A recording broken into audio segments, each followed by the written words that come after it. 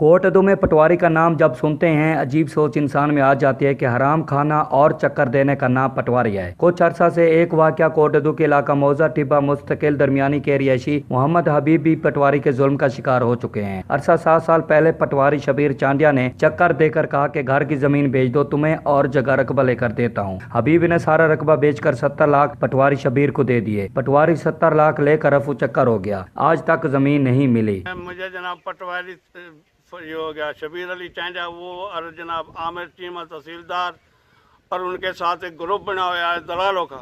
उन्होंने मुझे लूट खाया, कह लगे भाई तुझे जो सा रकबा लेकर दे, मैं यहाँ से करियो रकबा बेच दे तू।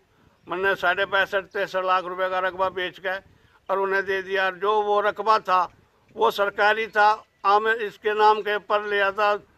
एक वो मकसद है कि ताजदीन के नाम का उसने पीछे ड्रामा बनाया हुआ था कि भाई बशीर उसका पूत था, लेकिन वो था नहीं। उन्होंने भी हमें स्टाम्प लिख कर दे गया तहसीलदार एसी को कि मैं इसका कोई मालिक नहीं हूँ। वे मुझे लूट पूट कर जनाब अली आज तक मैं सारी हुकूमतों को ये स्टाम्पों के ये कागजात का मैं थैला ठाया फिरूँ, मेरी किसी ने सुनाई नहीं करी। जो जमीन मुझे दिखाई गई वो किसी और की निकली। मेरे पास सब सबूत हैं, मेरा सब कुछ बिक गया है। हमसाये के घर में रह रहा हूँ, वो भी बारिश में गिर गए हैं, मगर बनाने के लिए पैसे नहीं है। मैं बहुत गरीब हूँ, 7 साल से हर जगह धक्के खा रहा हूँ। मैं अपील करता हूँ वजीर आला पंजाब से, पटवारी से मेरे पैसे वापसी दिलाए जाएं ताकि मैं बुढ़ापे में कहीं गुजारा कर सकूँ। नियाज अहमद, सिटी न्यूज, कोटदू। हम लाते हैं टॉप न्यूज, आपके फेवरेट टॉक शोज और अनलिमिटेड एंटरटेनमेंट सिर्फ यूट्यूब पर।